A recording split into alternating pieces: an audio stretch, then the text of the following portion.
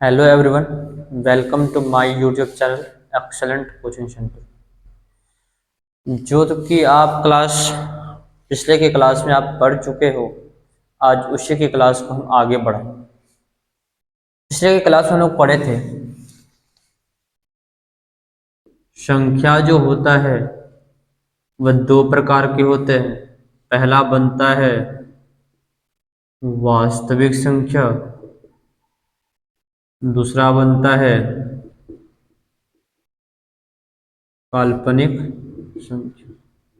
अगर आप लेक्चर नहीं देखे हो, उसका प्लेलिस्ट बना हुआ है, वहाँ से आप देख सकते हो। अभी मात्र एक के वीडियो हुआ है, ये जाएगा सेकंड वीडियो। संख्या जो होता है वो दो टाइप के होते हैं। पहला बना है वास्तविक संख्या, दूसरा बना है काल्पनिक संख्या। इसमें अगर हम देखें तो वास्तविक संख्या के होता क्या है, वास्तविक संख्या उन्हें कहा जाता है जिन्हें हम संख्या रेखा पर व्यवस्थित कर सकते हैं या फिर व्यक्त कर सकते हैं।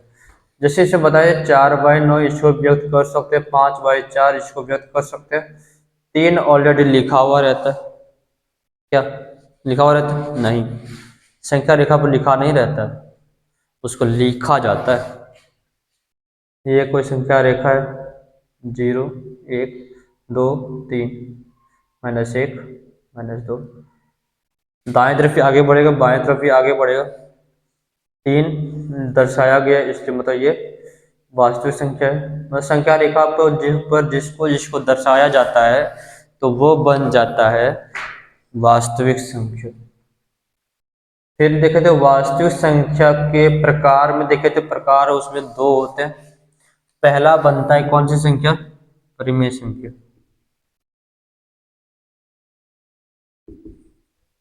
और दूसरा बनता है अपरिमेय संख्या।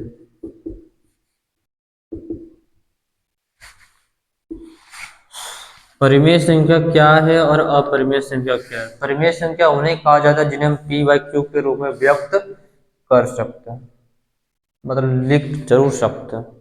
साथ ही ये जो Q है वो Q का मान कभी भी 0 के बराबर नहीं होना चाहिए। और जो यहाँ लिखा हुआ है P/Q, ये जो P है और ये जो Q है, इन दोनों का मान क्या होना चाहिए? पूर्णांक होना चाहिए। ये पिछले क्लास में पढ़ चुके हैं, इसमें जो रिवीजन करा दे एक बार।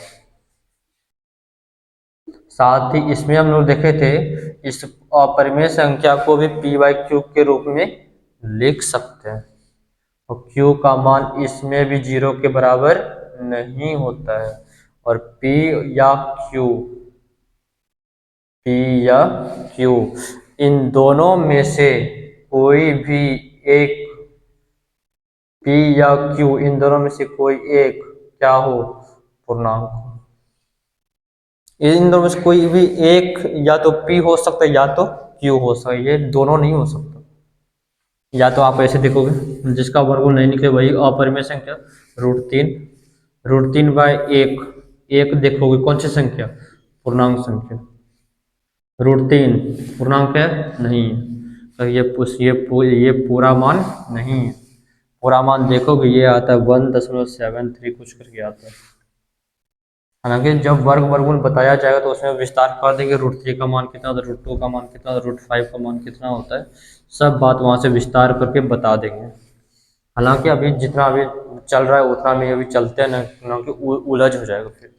अब देखो यहाँ परिमेय संख्या होता है P/Q, जिन्हें हम Q बराबर क्या नहीं हो, 0, Q बराबर नहीं 0 हो। साथ ही P और Q दोनों क्या हो? पूर्णांक हो। P और P/Q के रूप में अपरिमेय संख्या को लिख सकते हैं और Q का मान कभी भी 0 के बराबर नहीं हो सकता है। P या Q दोनों क्या हो? दोनों में से कोई एक पूर्णांक हो। एक काम करते हैं, थोड़ा आगे आगे लेके चलते हैं।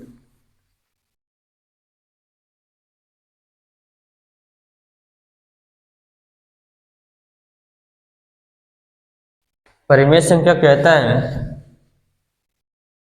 परिमेय संख्या कहता है कि ये जो पार्ट है वो दो पार्ट में विभाजित है। कल के क्लास में हम लोग समझे थे कि परिमेय संख्या जो दो पार्ट में विभाजित होता है, पहला है पूर्णांक,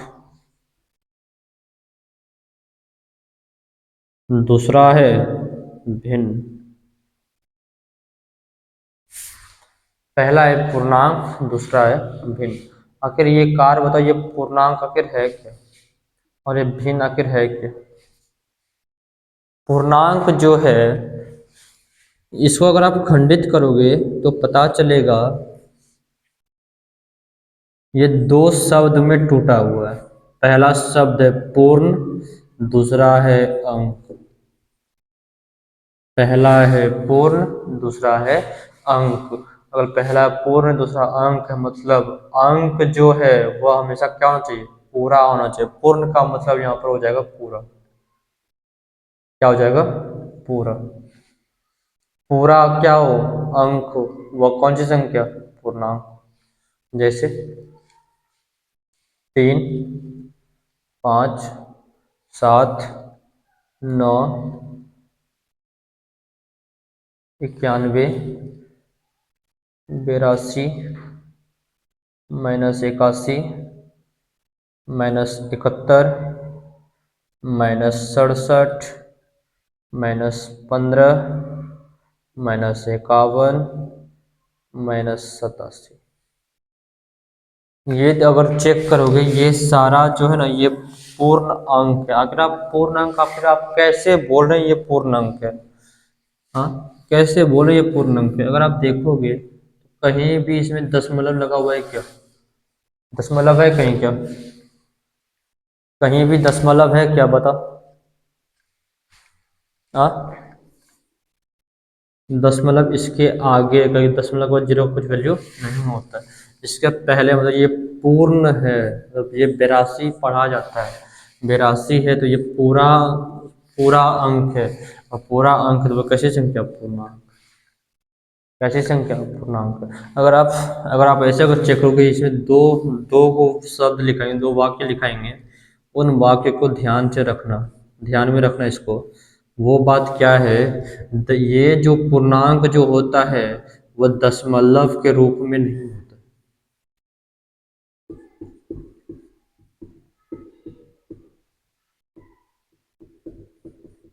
या फिर भिन्न के रूप में नहीं होता।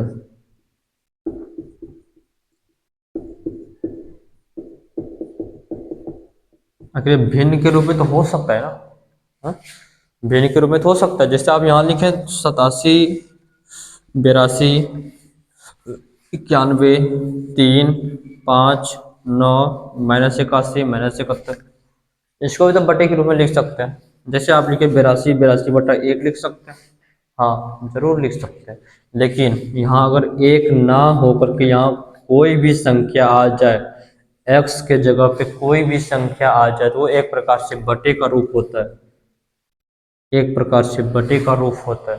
अगर उसको अगर आप भाग लगाओगे तो कुछ मान दशमलव में आता है, कुछ मान दशमलव में आता है और कुछ मान पूरा आता है। जो दशमलव में आएगा वो पूर्णांक नहीं होगा। जो मान पूरा आएगा, जो मान पूरा आएगा वो क्या होगा? पूर्णांक होगा। जो दशमलव में आ रहा है वह एक प्रकार से भिन्न बन जाएगा। एक प्रकार से क्या हो जाएगा? भिन्न बन जाएगा।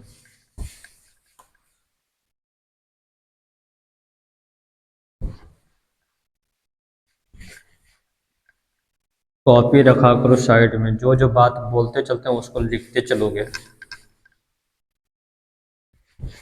जाओ, यदि आप लेक्चर देख रहे हो तो। अब देखो यार, कोई बच्चा आता है भैया हम 7 लिखे हैं और दशमलव लगाएंगे 8 लिखें। आप बताओगे ये पूर्णांक है कि नहीं? वे तो पूर्णांक को पहचानने का नियम दो होता है। या तो उसको वो भिन्न के रूप में नहीं हो सकता, या तो दशमलव के रूप में नहीं हो सकता। यहाँ तो हम देख रहे हैं दशमलव में। अगर ये दशमलव में है इसको भी आप भिन्न में बदलोगे तो नीचे एक छिपा हुआ है। दशमलव उड़ाओगे तो एक अंक, यहाँ भी एक जीरो आएगा। मतलब 78/10। फिर इसको बदलोगे तो 7/8 हो जाएगा। फिर तो क्वेश्चन वहीं चला गया, बदल के क्या फायदा? मतलब ये जो दशमलव के रूप में ये क्वेश्चन पूर्णांक बोलता है वो दशमलव के रूप में नहीं होना चाहिए। यदि वो दशमलव के रूप में तो ये क्या है, एक प्रकार से भिन्न, एक प्रकार से क्या है, भिन्न। वही बात अगर दशमलव के रूप में नहीं हो मतलब 71 है, ये भिन्न के रूप में नहीं, भिन्न के रूप में है ताकि नीचे एक छिपा हुआ है। लेकिन वही बात अगर वो पूछे तो दशमलव के रूप में नहीं है। अगर दशमलव के रूप में नहीं है तो वह संख्या क्या है, पूर्णांक है। कोई दिक्कत, कोई दिक्कत यहाँ तक नहीं। चलते थोड़ा पूर्णांक को तोड़ते हैं और ताकि पूर्णांक को अनेकों प्रकार की संख्या जाननी चाहिए। ताकि बचपन जो है ना, तो बचपन में हम लोग मात्र 4 से 5 ही संख्या जानते थे। एक भाज्य संख्या पढ़ते थे, एक अभाज्य संख्या पढ़ते थे, एक सम संख्या, एक विषम संख्या और एक धनात्मक संख्या और एक ऋणात्मक संख्या। बाकी टीचर पढ़ाते ही नहीं थे कुछ बचपन में, क्या कि उतना हम लोग को आइडिया ही नहीं था कि टीचर से सवाल कर सके। हमको आइडिया रहता तो सवाल कर सकते थे, लेकिन हमको आइडिया ही कुछ नहीं था। अब देखो ये हम क्या बोले, पूर्णांक जो है यदि इसको अगर आप तोड़ोगे तो बोलता है कि संख्या रेखा पर जितनी भी संख्या स्थित है जिसका अंक पूरा हो, जिसका अंक पूरा हो वह संख्या पूर्णांक कहलाती है। कहीं पर 0 स्थित होगा, कहीं पर 1, कहीं पर 2, कहीं पर 3, कहीं पर 4, कहीं पर -1, कहीं पर -2, कहीं पर -3। इस प्रकार से कोई संख्या मौजूद है, हम क्या करते हैं, कहीं जो 0 स्थित है वहां से हम चलना प्रारंभ करते हैं। जहां 0 है वहां से चलना प्रारंभ करते हैं। अगर आप दाहिने तरफ जाओगे संख्या प्लस बन जाती है। वही बात अगर माइनस की तरफ आओगे तो बाएं तरफ आओगे तो संख्या माइनस बन जाती है। प्लस वाले को कहा जाता है धनात्मक संख्या। कैसी संख्या, धनात्मक संख्या। अगर वही बात माइनस पे आ जाए तो उसको कहा जाता है ऋणात्मक संख्या। नंबर 1 धनात्मक संख्या। नंबर 2 ऋणात्मक संख्या। कोई दिक्कत, पहला धनात्मक संख्या, दूसरा ऋणात्मक संख्या। अगर अब बच्चा अगर अगर छोटे छोटे बालक एवं बालिकाएं हैं तो पता चलता है, तो संख्या तो बहुत सारी है। संख्या कुछ भी आप ले सकते, 471, 512, 23,619 ले सकते, कुछ भी आप ले सकते हो। उसी में क्या होता है, यहाँ पर कुछ कुछ चिन्ह लगा हुआ नहीं है, यहाँ पर कुछ चिन्ह नहीं है, खाली ये पूरा। अगर खाली है तो वहाँ समझ जाना कि ये संख्या प्लस में, ये संख्या प्लस में। काहे कि प्लस का सिंबल कहीं लिखा हुआ नहीं रहता है संख्या में। जैसे 3 ही लिख दो, क्या यहाँ प्लस लिखा हुआ है, क्या नहीं लिखा हुआ है, मतलब हम जानते हैं कि इसके पीछे प्लस का सिंबल छिपा हुआ है, इसलिए हम बोलते हैं कि यह एक धनात्मक संख्या। मतलब सीधी सीधे तौर पे अगर आप देखोगे कोई संख्या जो है ना उसमें प्लस का सिंबल लगा हो या नहीं लगा हो, मतलब वहाँ कुछ भी, जैसे यहाँ 47 है, 47 में यहाँ पर कुछ भी नहीं लिखा हुआ है, मतलब यहाँ पर कैसे क्या है, यहाँ प्लस छिपा हुआ है। मतलब पहचानने का तरीका अगर आप देखोगे तो धनात्मक संख्या को पहचानोगे तो ये संख्या बताती है। अगर चिन्ह प्लस है तो वो कैसी संख्या, धनात्मक संख्या। अगर ऋणात्मक है तो ऋणात्मक चिन्ह क्या होता है, माइनस होता है। मतलब -512, -471, -23,619, यहाँ सब प्लस में है, यहाँ से किस में, माइनस में।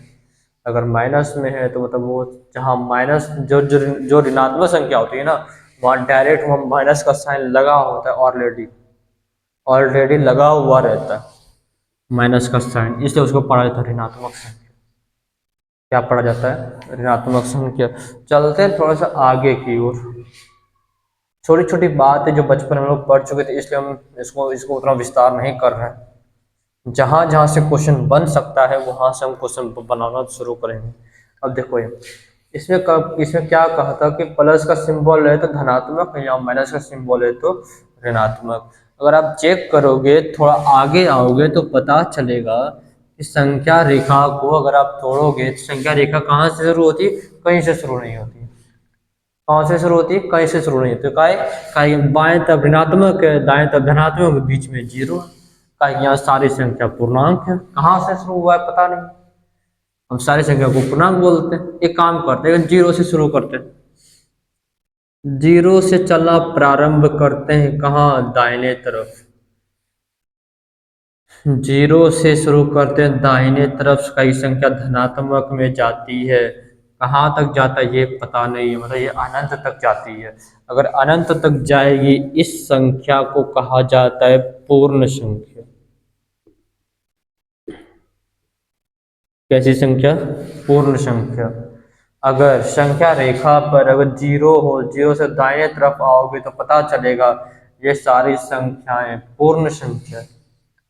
वही बात, अगर पूर्ण संख्या में से अगर जीरो को हटा दिया जाए बचेगा सिर्फ क्या, एक, दो, तीन, चार, पाँच, छः, इस प्रकार से अनंत तक जाएगी। मतलब पूर्ण संख्या में जीरो आता है, लेकिन इसमें अगर आप बात करेंगे जीरो को छोड़कर तो ये बन जाता है प्राकृतिक संख्या। प्राकृतिक संख्या कैसी संख्या, प्राकृतिक संख्या। ऐसे बचपन में अगर टीचर है ना तो टीचर बोलते थे कि गिनती की संख्या को प्राकृतिक संख्या कहते हैं, ताकि गिनती शुरू होती एक से, इसलिए उसको कहा गया कि गिनती की संख्या को कैसी संख्या कहते हैं, प्राकृतिक संख्या कहते हैं। थोड़ा सा आगे चलोगे तो पता चलेगा प्राकृतिक संख्या के अंदर में भी कुछ संख्या छिपी हुई है। पहला है अभाज्य संख्या। छोटी छोटी बात लेके चल रहे हैं, ध्यान देना, और कॉपी कलम बगल में रख करके लिखा करो ये सब बातों को। अगला है भाज्य संख्या। अगर अभाज्य संख्या समझ में आ जाए तो भाज्य संख्या भी समझ में आ ही जाएगा। एक बात तो गौर करोगे, एक बात तो गौर करना, पता चलेगा ये जो प्राकृतिक संख्या है यहाँ पर लिखेंगे साइड में, कोई दिक्कत नहीं होगा। कहीं यहाँ इधर हमको यहाँ समझाना है। एक से शुरू हुआ, एक काम को यहाँ एक लिखते हैं, एक के बाद दो, कहाँ तक गया पता नहीं, हम मात्र 10 तक लेंगे, बाकी समझ में आ जाएगा पक्का। 3, 4, 5, 6, 7, 8, 9, 10। देखो यदि आप जीरो हो पढ़ने में तो आप भी ये सारी संख्या को सीख सकते हो आराम से। सिर्फ हमारी बातों को सिर्फ ध्यान में रख करके ध्यान में पढ़ना है। जो बात बोल रहे हैं बोल बोल के पढ़ना। अगर लेक्चर देख रहे हो देखो, जब बात बोलते बोलने के तो बोला भी करो। ऑफलाइन में सारे बच्चे बोलते हैं, ऑनलाइन में सारे बच्चे नहीं बोलते। सिर्फ भगवान आंख दिए देखने के लिए, मोबाइल से देख देख आंख खराब कर देते हैं। वही बात है, जब वीडियो चल रहा है तो सिर्फ देखते हैं, कॉपी में नोट नहीं करते, और जब बात आती बोलने पर बच्चा बोलता नहीं। वही बात है। एक काम को जहाँ समझाते वहाँ आओ। बोलते एक बात है भाज्य संख्या, एक आता है अभाज्य संख्या। भाज्य संख्या क्या है और अभाज्य संख्या क्या है, बात अब यहाँ आती है इस पे। ये हम नहीं जानते, जब हम जीरो है समझ हम बुड़बक है। देखो एक, देखो एक जो है किससे किससे कट रहा है, केवल एक से ही कटेगा, बाकी किसी से नहीं कटेगा। दो एक से कटता है और किससे कटेगा, दो से। एक दूनी दो, दो एकम दो, बाकी और किसी से कटाओगे नहीं कटेगा। तीन कटाओगे एक से कटेगा और तीन से कटेगा, ताकि एक दिया तीन, तीन एकम तीन।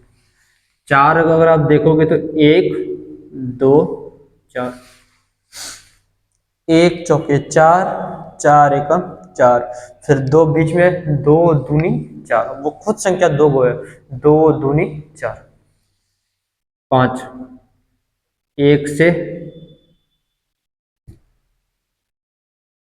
से और 5 से, 6 अगर काटोगे तो 1 2 3 6, भाई 1 छके 6, 2 तिया 6, 3 दूनी 6, 6 एकम 6, 7 को काटोगे तो 1 और 7, कि 1 सत्ते 7, 7 एकम 7, 8 को काटोगे तो 1 2 4 8, 1 अठे 8, 2 चौके 8, 4 दूनी 8, 8 एकम 8, 9 को काटोगे तो 1 3 9 और कुछ नहीं, 1 नमा 9, 3 तिया 9, 9 एकम 9, 10 को काटोगे तो पता चलेगा 1 2 5 10, 1 दसा 10, 2 पंचे 10, 5 दूनी 10, 10 एकम 10।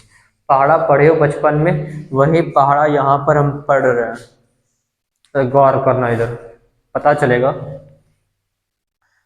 ऑलरेडी यहाँ पर पहाड़ा ही है, किससे किससे कट है, पहाड़ा पढ़ के हम कटा रहे हैं। अब देखो जो बात बोलेंगे वो बात ध्यान में रखना, क्या गो से कट रहा है, एक जो है क्या गो से कट रहा है, मात्र एक गो से कट रहा है, मतलब एक से कट रहा है, मतलब वो खुद से, इसको छोड़ो।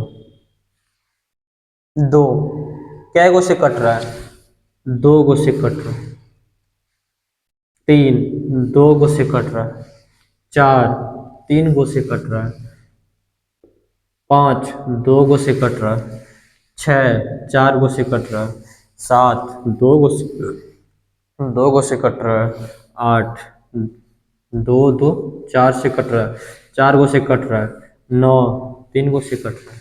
मतलब कभी कभी अगर चेक करोगे तो पता चलेगा सबसे न्यूनतम जो है वो 1 है, लेकिन 1 को गिनती नहीं करते हैं, सबसे न्यूनतम 2 है, और सबसे ज़्यादा अगर देखो जितना बड़ी संख्या जाएगी उतना करते करते करते करते चल जाएगा, जितना बड़ी आप जा सकते हो।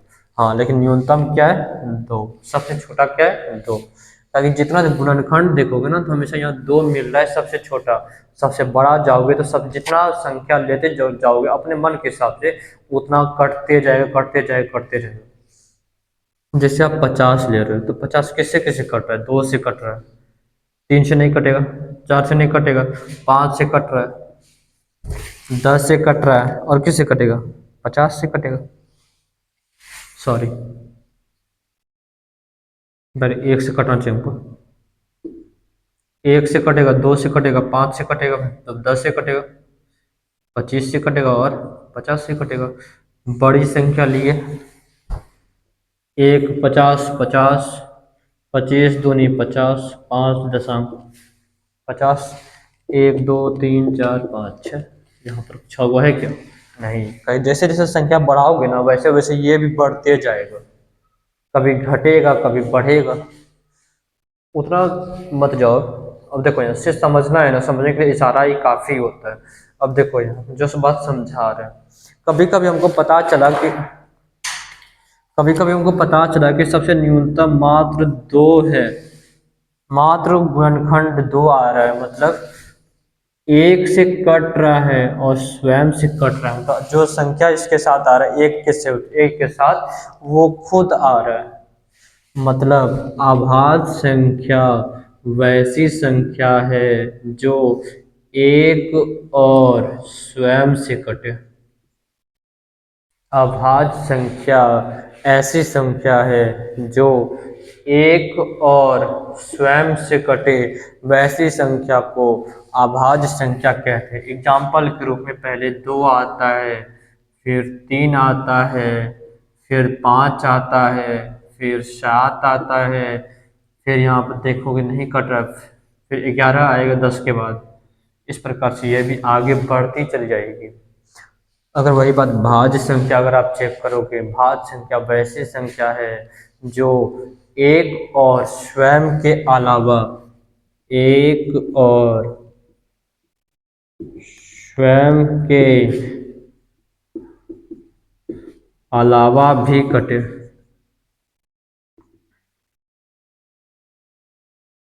अलावा भी कटे वैसी संख्याएं भाज्य संख्या कहलाती है।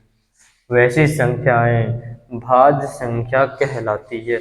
अगर आप चेक करोगे भाज्य संख्या कहाँ से शुरू हो रहा है, तो एक को तो छोड़ के दो चेक किए थे, दो तो भाज्य संख्या, तीन भी भाज्य संख्या, लेकिन चार देखोगे तो दो के अलावा भी कटा, मतलब चार से शुरू हो रहा है, मतलब पहले चार आएगा। पहले क्या आएगा? चार आएगा। फिर क्या आएगा? छः आएगा। पाँच तो नहीं आएगा, ये पाँच अभाज्य संख्या है। फिर क्या आएगा? आठ आएगा। फिर क्या आएगा? नौ आएगा। फिर क्या आएगा? 10 आएगा। फिर 12 आएगा। फिर 14 आएगा। फिर 15 आएगा। इस प्रकार से संख्या चलती जाती है। अब सवाल ये आता है एग्जाम में कि सबसे अगर देखा जाए भाज्य संख्या और अभाज्य संख्या में, भाज्य संख्या में सबसे छोटी संख्या कौन है? सबसे छोटी संख्या आता है क्या? चार। ये क्वेश्चन इंपॉर्टेंट है बाबू, टीटीआई कर लेना इसका, ताबड़तोड़ इम्पोर्टेंट। कहेंगे हर एक साल हर एक एग्जाम में कुछ ना कुछ, चाहे 7th का हो, या 8 का हो, या 9th का हो, हर एक एग्जाम में ये क्वेश्चन पूछा जाता है। वही बात, अभाज्य संख्या कहाँ से शुरू हुआ है? वो दो से शुरू हुआ है। मतलब अभाज्य संख्या का सबसे छोटी संख्या आपको अगर पूछे तो वो कैसी संख्या होगी? दो संख्या होगी।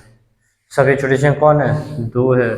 और हाँ, ये भी क्वेश्चन बनेगा कि ये भाज्य संख्या और अभाज्य संख्या को अगर तुलना करोगे तो सबसे छोटी संख्याओं के बीच अंतर कितने का आता है? मतलब ये जैसे भाज्य भाज्य संख्या कहाँ से शुरू हुआ है? चार से शुरू हुआ है। अभाज्य कहाँ से शुरू हुआ है? दो से शुरू हुआ है। दो और चार के बीच कितने का अंतर है? दो का अंतर है। काहे? कहीं बड़ी संख्या चार है, छोटी संख्या दो है, तो बड़ी संख्या में छोटी संख्या को घटा दिए तो कितना प्राप्त हुआ? दो प्राप्त हुआ। कितना प्राप्त हुआ? दो प्राप्त हुआ। जहां जहां से क्वेश्चन बन सकता है वो क्वेश्चन बता रहे हैं। कोई दिक्कत यहाँ तक? पहली बात देखे तो पूर्णांक में, पूर्णांक में पता चला एक धनात्मक है एक ऋणात्मक है। धनात्मक का चिन्ह प्लस है, ऋणात्मक का चिन्ह माइनस है। पूर्ण संख्या को देखा जाए तो 0 से लेकर कहाँ तक? अनंत तक। जो उसमें धनात्मक संख्या हो, जो ऋणात्मक को छोड़ देना है, केवल जीरो को रखना है, उससे धनात्मक संख्या को प्रकट कर देना है। जीरो और धनात्मक संख्या के कॉम्बाइंड को क्या कहते हैं? पूर्ण संख्या कहते हैं। वही बात, जीरो को छोड़ोगे केवल धनात्मक संख्या को क्या कहते हैं? प्राकृतिक संख्या कहते हैं। धनात्मक संख्या क्या आता है? वो गिनती की संख्या आती है। तो गिनती की संख्या को कैसी संख्या कहते हैं? प्राकृतिक संख्या कहते हैं। कहीं कहीं इसका नाम प्राकृत बोल देता है, कहीं कहीं इसका नाम क्या कहा जाता है? प्राकृत कहा जाता है। मतलब दोनों बात सेम। ये प्राकृतिक संख्या को प्राकृत संख्या भी कहते हैं। अभाज्य संख्या क्या है? वैसी संख्याएं जो एक और स्वयं से कटे, वैसी संख्या को अभाज्य संख्या कहते हैं। अभाज्य संख्या कहाँ से शुरू होता है? दो से शुरू होती है। मतलब जहाँ शुरू होती है वही आपकी छोटी संख्या, मतलब दो से शुरू हुआ है तो छोटी संख्या क्या है? दो है।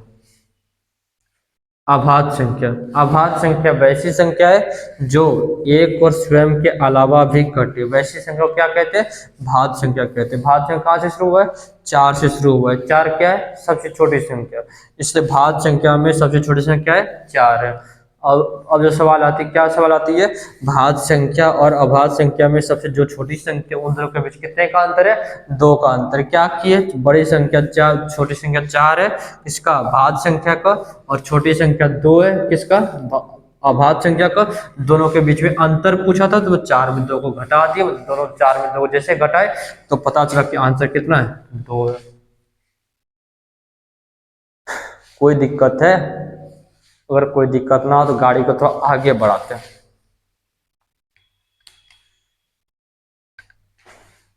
कोई दिक्कत? लिखना चाहोगे तो आप लिख सकते हो, मिटाते हैं, स्क्रीनशॉट ले लो। ठीक, कोई दिक्कत यहाँ तक? दिक्कत होगा तो कमेंट कर सकते हो। ये जो पढ़ा रहे हैं बाबू, ये class 7th 8 class 9th class 10th सभी के लिए। अब ये मत समझना कि ये तो बच्चा वाला काम है, लेकिन वही बच्चा वाला ही पूछता है हर एक एग्जाम में। लेकिन जो छोटी छोटी बात है ना वो कहीं भी नहीं मिलेगा बाबू तुमको, किताब में भी नहीं मिलता है। क्लास टेंथ का बुक खोले ना, वहां देखना कि पूर्ण संख्या कहीं लिखा हुआ है क्या, पूर्णांक संख्या अलग कहीं लिखा हुआ है, धनात्मक संख्या लिखा हुआ है, भाज्य संख्या लिखा हुआ है क्या, अभाज्य संख्या लिखा हुआ है क्या, कहीं नहीं लिखा हुआ है। वो क्या लिखा हुआ है, सिर्फ वहाँ लिखा रहेगा, वह हेडिंग लगा रहेगा चैप्टर नंबर 1 वास्तविक संख्या, चैप्टर नंबर 2 बहुपद। अब क्या है ये, बच्चा समझेगा अपने बेसिक बात तब ना समझेगा, अब कहाँ से समझेगा वो। डायरेक्ट वो चैप्टर चैप्टर बना के दे देता है, बच्चा समझ में नहीं करता है कुछ, काहे कहीं बच्चा पढ़ा ही नहीं है बढ़िया से, वो कैसे समझेगा। अब देखो यहाँ भाज्य संख्या अभाज्य संख्या के बीच क्या डिफरेंस था, बात समझ में आ गया। अब देखो यहाँ अगला अगला पे आते, क्या संख्या पढ़े, पहला पढ़े क्या, पहला क्या पढ़े, पहला पढ़े पूर्णांक, पूर्णांक के प्रकार में पढ़े थे, पूर्णांक पढ़े धनात्मक संख्या, ऋणात्मक संख्या, प्राकृत संख्या, पूर्ण संख्या, भाज्य संख्या, अभाज्य संख्या, 3 3 6। अभी 6 को पढ़ चुके हैं, अभी देखते हैं कितना आता है।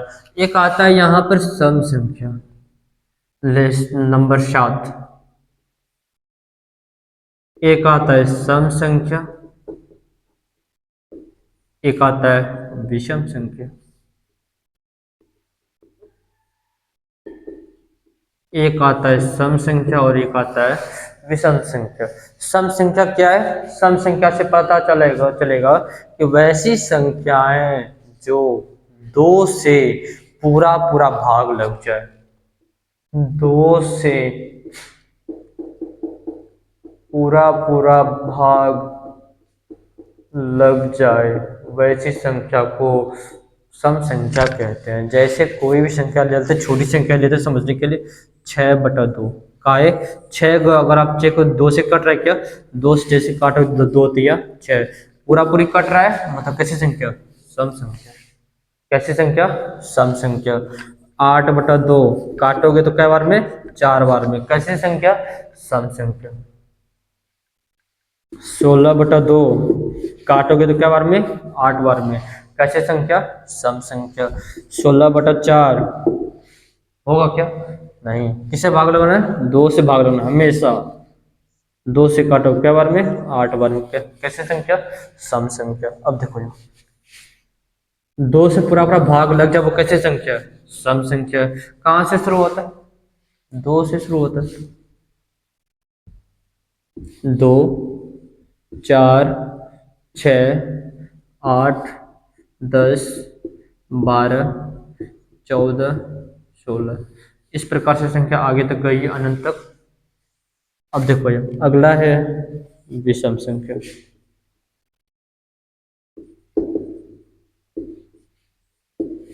अगर आप विषम संख्या को अगर आप जानोगे तो क्या बोल सकते हो, सम संख्या का ठीक उल्टा होगा, सम संख्या का ठीक उल्टा होगा। अब सम संख्या उल्टा क्या होगा, जो सम संख्या में डिफिनेशन लिखे 2 से पूरा पूरा भाग लग जाए, वो क्या है, सम संख्या है। 2 से पूरा पूरा भाग लग जाए वो कैसी संख्या, सम संख्या। वही बात अगर विषम संख्या पे आ जाए तो 2 से पूरा पूरा भाग ना लगे तो वो कैसी संख्या, विषम संख्या।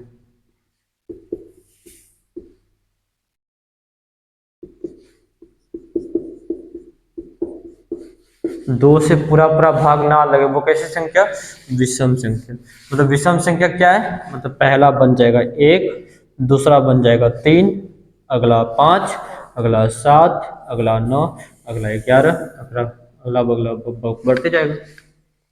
अब देखो यार इसमें भी सवाल आएगी, बनेगा सम संख्या में सबसे छोटी संख्या बताओ, सबसे छोटी संख्या 2, विषम संख्या में सबसे छोटी संख्या 1, जहां से शुरू वही छोटी संख्या। सम संख्या 2 से शुरू मतलब 2 छोटी संख्या 1, विषम संख्या मतलब वो छोटी संख्या। 1 से शुरू हुआ तो इसलिए वो छोटी संख्या, 2 से शुरू हुआ तो वो छोटी संख्या। 2 छोटी संख्या किसके लिए, सम के लिए। विषम संख्या के लिए 1 सबसे छोटी संख्या। अब देखो कुछ संख्या आएगा, बोलेगा हालांकि ये कुछ आता नहीं है कभी और ना ही कभी आएगा, चांस रखते हैं नहीं आने का, कोई कभी कभी जो दिमाग को घूम जाता है तो वो क्वेश्चन दे देता है। बोलता है कि सम संख्या जो है 2 सबसे छोटी संख्या, विषम संख्या जो 1, इन दोनों के बीच कितने का अंतर है। 2 में डायरेक्ट एक घटा दे बोलेगा, एक का अंतर। कितने का अंतर? एक का अंतर। अब देखो यार, कोई बच्चा बोलता है कि हम एक में दो को घटाएंगे, कोई बोलता है कि हम एक को दो में घटाएंगे, दो में एक को घटा दे बोला एक में दो को घटाएंगे। अगर ये घटाओगे तो आएगा एक, ये घटाओगे तो आएगा दो, नहीं ये आएगा -1। दोनों का आंसर तो सेम है, लेकिन फर्क क्या है? एक का आया है आंसर धनात्मक, एक का आया है ऋणात्मक। सिर्फ और सिर्फ चिन्ह का फर्क है। कोई कोई बच्चा आता है -1 मार्क के, कोई आता है 1 मार्क के। किसका सही है? ऊपर वाले का सही है। क्वेश्चन जिस टाइप से पूछेगा उस टाइप से जवाब देना। बोलेगा सम संख्या और विषम संख्या, सम संख्या और विषम संख्या के बीच कितने का अंतर है? सम संख्या पहले बोला गया है, विषम संख्या बाद में बोला गया है। इन दोनों के बीच कितने का अंतर है? 2 सबसे छोटी संख्या 2, विषम संख्या सबसे छोटी संख्या 1, घटाओगे तो आएगा 1। तो 1 सही है, 1 सही है। कोई दिक्कत यहाँ तक? बचपन जब टीचर पढ़ाते थे ना, सर बोलते थे कि हम ना संख्या को 2 ही 3 या 4 पढ़ाएंगे, ज़्यादा नहीं पढ़ाएंगे। डायरेक्ट बोलेगा एक एक पढ़ाएंगे, हम धनात्मक पढ़ाएंगे, एक ऋणात्मक पढ़ाएंगे। उसी में जब दे देता है, जोड़िए, घटाइए, गुना कीजिए, भाग कीजिए, बोडमास रूल लगा देता है वहाँ। कहीं ब्रैकेट, कहीं ऑफ का, कहीं डिवाइड का, कहीं मल्टीप्लाई, कहाँ एडिशन, कहाँ सब्सट्रैक्शन दे देता है। उसी में बच्चा चल जाता है वहाँ। अब बात जब मेरे पास आई तो पता चला कि बच्चा मात्र 4 से 5 जानता है। तो बच्चा को ऐसे समझाए कि संख्या जो होता है ना वो 5 से भी ज़्यादा होती है, लेकिन पढ़ाया मात्र जाता है कितना? बच्चे को मात्र 5 पढ़ाया जाता है, 1 पढ़ाया जाता है धनात्मक संख्या, 1 पढ़ाया जाता है ऋणात्मक संख्या, 1 पढ़ाया जाता है भाज्य संख्या, 1 पढ़ाया जाता है अभाज्य संख्या, दूसरा सम, दूसरा और विषम। मात्र इतना इतना टीचर बता देते हैं तो उसी में काम उसका चल जाता है, ताकि बच्चा को नॉलेज होना चाहिए हल्का फुल्का। जैसा जैसा क्लास है वैसा वैसा भी नॉलेज है उसमें, ये मत सोचना हम तो ऐसे ही बोल रहे हैं। अब देखो यहाँ, आज संख्या क्या को पढ़े? पूर्णांक में पढ़े 8, पूर्णांक के अंदर क्या को पढ़े? इसके अंदर पढ़े 8। पूर्णांक को जोड़ोगे तो आएगा 9। पूर्णांक से पहले क्या था? परिमेय। इसी का एक दोस्त था, कौन था? अपरिमेय। ये दोनों टूट के कहां से आया था? वास्तविक संख्या से।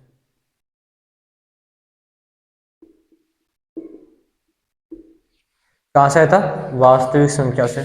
अब देखो यहाँ, वास्तविक संख्या टूट के आया परिमेय और अपरिमेय, परिमेय टूट के आया पूर्णांक, दूसरा आया था भिन्न।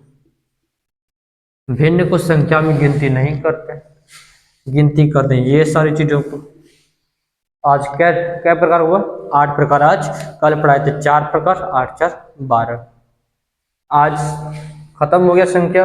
अब देखो क्वेश्चन जो बनता है, क्वेश्चन कोई टीचर आता है ना क्लास में, जब कोई बच्चा ही रहे तो वो अपने साथी संगत के साथ क्वेश्चन करता है कि एक संख्या लिखते हैं। चलो कोई हम 4-5 दोस्त मिलते हैं और चारों पांचों दोस्त मिलके संख्या की जानकारी प्राप्त करते हैं। कोई एक संख्या बताओ, हम संख्या लिखते हैं। जैसे कोई बच्ची आती है बोलती है हम संख्या एक लिखेंगे एक संख्या 5 है। कोई बच्चे लिख देते हैं 5, कोई बच्ची लिखती है -8। अब देखो जैसा क्वेश्चन वैसा जवाब, जैसा क्वेश्चन वैसा जवाब। अब सवाल उठता है, आप जो 5 लिखे, आप जो -8 लिखे, वो सवाल आप कैसे कर सकते हो? आपके पास नॉलेज होगा तब ना। आप जो क्लास में टीचर बता दिए, ये छोटी छोटी बात, इन सारी बातों को ये याद करना है, इन लोगों को याद रखना है। ये सब क्वेश्चन एग्जाम में आता है तो वह बच्चा घर में क्या करता है? यहाँ कोचिंग में पढ़ लेता है, वो जाके सिर्फ तखा पे रख देता है। तखा पे रखने से होगा नहीं, उस जब तक घर में अपने से नहीं पढ़ोगे ना तो उसे टीचर कुछ नहीं कर सकते। सिर्फ क्लास में क्या क्या करा सकते हैं, पढ़ा ही सकते हैं, बच्चों को पूछ सकते हैं, अगर जवाब आ जाए तो ठीक है, नहीं तो उसका भी कुछ ना कुछ उपाय करते हैं।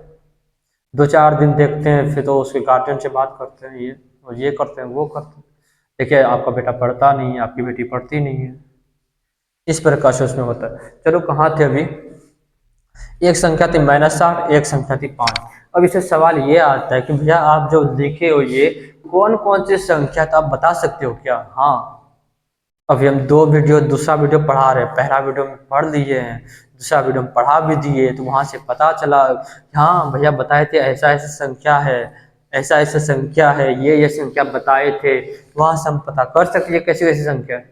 अब देखो यहाँ पहला सवाल, कोई बच्चा आता है कि भैया आप वहां तो आप लिखे, एक लिखे हैं 5, एक लिखे -8, एक लिखे 5, एक लिखे -8। अब देखो इसमें क्या आपको नजर आ रहा है, एक भैया 5000 है, एक 8000 है, हाँ भैया उसके साथ भी कुछ नजर आ रहा है, हाँ माइनस में आ रहा है, हाँ माइनस में आ रहा है, क्या इसमें माइनस है क्या? नहीं, आपका ये माइनस नहीं है तो वहां पर क्या है, प्लस है, मतलब ये संख्या ऋणात्मक है और ये संख्या क्या है, धनात्मक है। कोई दिक्कत नहीं। एक बच्चा आया, बोला कि भैया आप जो धनात्मक लिखे, धनात्मक संख्या आया कहाँ से, और जो ऋणात्मक संख्या लिखी ये ऋणात्मक संख्या आया कहाँ से? अब ये सवाल उठता है, जहां देखो ऋणात्मक संख्या आया तो ऋणात्मक संख्या को तो कोई तो माँ बाप नहीं है। अब देखो, अब खंडित करते हैं धीरे धीरे, पहले धनात्मक संख्या को देखते हैं फिर उसको देखेंगे। देखो अब ये 5 जो है, 5 आया है धनात्मक संख्या। धनात्मक संख्या क्या होता है, 1 से लेकर 2, 3, 4, 5, 6, 7 इस प्रकार से संख्या गई अनंत तक। अब देखो यहाँ 5 है तो 5 है धनात्मक संख्या, 5 है धनात्मक संख्या। अब देखो यहाँ कहाँ से शुरू हुआ है, 1 से शुरू हुआ है। बचपन में टीचर हमको गिनती सिखाते थे, तो गिनती कहाँ से शुरू हुआ है, 1 से शुरू हुआ है। यदि गिनती 1 से शुरू हुआ तो मतलब गिनती की संख्या को कैसी संख्या कहते हैं, प्राकृत संख्या कहते हैं, मतलब ये प्राकृत संख्या होगी। कैसी संख्या, प्राकृत संख्या, कैसी संख्या, प्राकृत संख्या। अब बात बताओ, ये प्राकृत संख्या के साथ अगर आप यहाँ 0 को अगर ऐड कर दोगे, ये कैसी संख्या बन जाएगी, पूर्ण संख्या बन जाएगी। कैसी संख्या, पूर्ण संख्या। अब देखो ये पूर्ण संख्या कहां से टूट के आया है, ये टूट के आया कहां से, पूर्णांक से। का पूर्णांक में देखोगे इधर माइनस में आता है, -1, -2, -3 इस प्रकार से संख्या आती है। आपको पता चलेगा ये सारी संख्याएं को, इस सारी संख्याओं को संख्या रेखा पर दर्शा सकते हैं, इसलिए ये पूरे संख्या पूर्णांक है। पूर्णांक में देखो कहीं पर 5 है तो 5 इसको संख्या रेखा पर दर्शा सकते हैं, दर्शाया गया है, मतलब वो पूर्णांक एक प्रकार से। जहां पूर्णांक है, पूर्णांक कहाँ से टूट के, अब इसको मत देखो, अब ये भूल जो संख्या क्या दिया हुआ है। अब यहाँ देखो ये पूर्ण संख्या कहाँ से शुरू हुआ है, वास्तविक पूर्णांक से। पूर्ण संख्या कहाँ से शुरू है, पूर्णांक से। पूर्णांक कहाँ से टूट के आया, ये टूट के आया परिमेय संख्या से। क्वेश्चन क्या था, क्वेश्चन पे मत जाओ, यहां तक बन गया मतलब ये निचोड़ था, ये जब निचोड़ बन जाए तो यहाँ तो ये ऊपरा ऊपरी है। पूर्णांक कहाँ से टूट के आया, परिमेय संख्या से। परिमेय संख्या कहाँ से टूट के आया, ये आया है वास्तविक संख्या से, वास्तविक संख्या। अब दुनिया में अगर आप सवाल अगर करोगे ना तो वास्तविक संख्या बोलता है कि ये जो वास्तविक संख्या है ये सबसे बड़ी संख्या है। कैसे संख्या है, बड़ी संख्या। सबसे छोटी संख्या की अगर बात करो, सबसे छोटी संख्या है, सबसे छोटी संख्या यहाँ कुछ भी नहीं है। हाँ, लेकिन पूछने का तरीका अलग अलग है, कोई बोलता है कि सम संख्या के आधार पर, कोई बोलता है विषम संख्या के आधार पर। अगर आप सम संख्या के आधार पर बोलोगे सबसे छोटी संख्या 2, भाज्य संख्या के आधार पर बोलोगे तो सबसे छोटी संख्या 4, अभाज्य संख्या के आधार पर बोलोगे तो भाज्य संख्या के आधार पर 4, अभाज्य संख्या के आधार पर 2, विषम संख्या के आधार पर 1, पूर्ण संख्या के आधार पर 0, प्राकृतिक संख्या के आधार पर 1, धनात्मक संख्या के आधार पर 1, और ऋणात्मक संख्या के आधार पर क्या होगा, सबसे छोटी संख्या अनंत तक जाएगी, माइनस इन्फिनिटी।